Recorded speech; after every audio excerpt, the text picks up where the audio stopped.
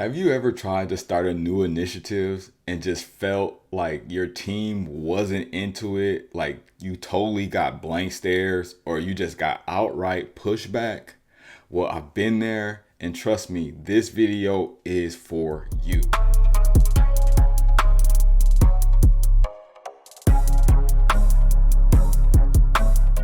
Hey, everybody, welcome back. If you're new to my channel, this is a leadership channel where I talk about how to increase your confidence, your inclusivity, and of course, your impact. Today, we're going to talk about resistance to change. And trust me, we have all been there. Resistance to change isn't just frustrating and inconvenient, it literally holds the entire team back. It lowers morale and it does not create an environment where everybody can attain success. And so, if you're the leader, sometimes you're stuck in between moving forward and not trying to lose your team. And so, today we're going to talk about ways that you can avoid those things. The good news is the resistance to change isn't the end of the road. It's actually a signal that your team needs something from you. It's really just showing you it's the beginning of the work.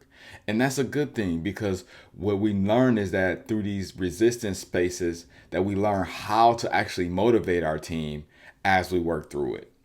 Solution 1, involve the team early in decision making. When people feel like they're connected to the decisions or the solution, they're more likely to buy in, they're more likely to be involved, they're more likely to actually care about getting to a solution. And so one of the things I want you to think about is have a brainstorming session about the initiative before you present it to the entire team. Use tools like Google Forms or surveys to be able to get insights about people's perspectives, thoughts, and feelings about the new initiative and get some insight as to how they see us moving forward as a team. Lastly, you can assign members of the team leadership responsibility so that you break it into smaller pieces and then let people know, hey, based on this piece, I think you will be great at getting us more understanding, more ability to implement this specific part of the process.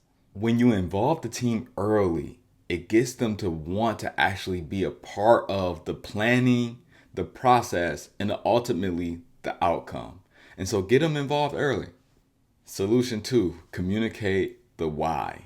So why this is important is because people resist change when they don't see the bigger picture, when they don't know the reason as to why we are doing these things, or they don't even know how it benefits them. And so communicating the why helps them see what they get out of this experience. So here's some things that you can do to help make sure that you're communicating the why of the new initiative.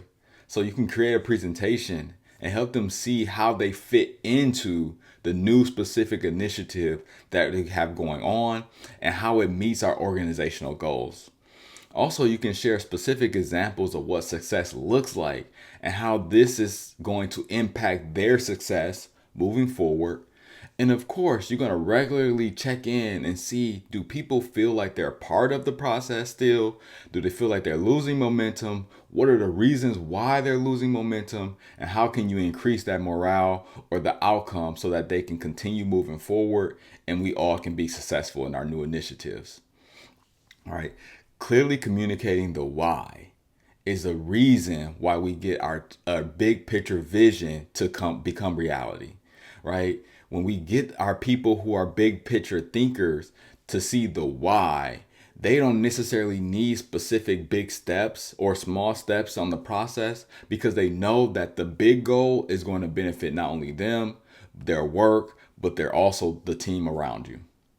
So solution number 3 is to celebrate the small wins on the way.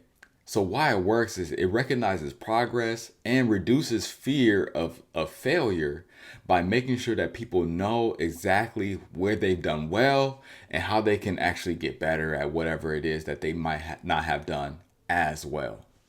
So here are some real world applications that you can use to make sure that you celebrate the small wins on the way. One, you can break it into smaller milestones and then celebrate those milestones with lunch, with a team shout out in the staff meeting, or just another way to give out a small award, or just another way to give out a small reward when you're acknowledging people's success.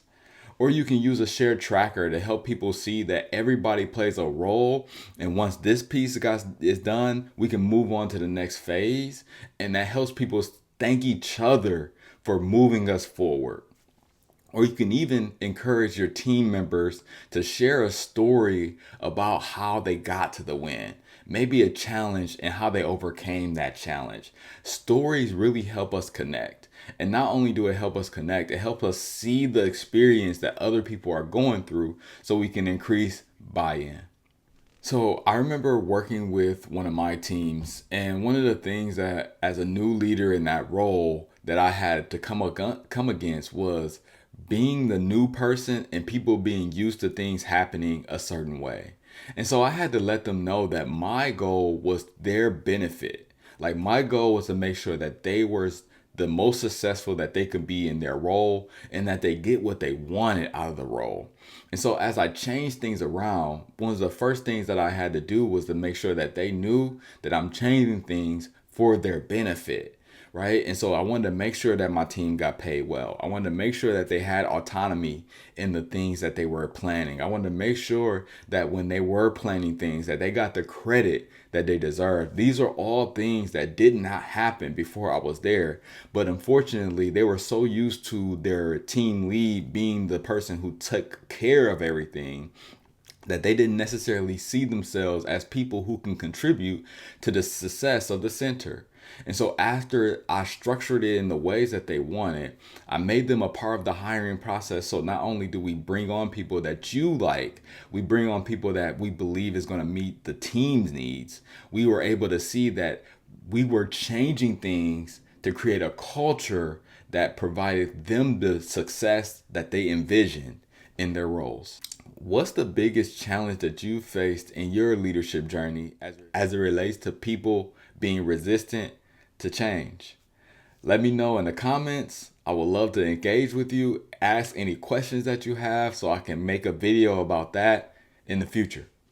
So if you want to learn more about your leadership style, you should go to my website, drdarmayweather.com, and take the leadership styles quiz and get more insight into your style and how you can maybe incorporate some of these things into your leadership.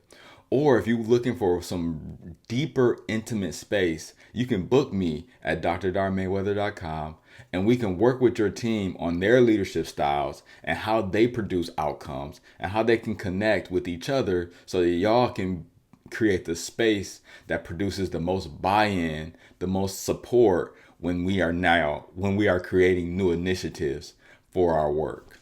Here's a recap of some things that you can do when you're finding your team is resistant to change or new initiatives. 1, you can get them involved early. 2, you can communicate the why. And 3, you can celebrate the small wins.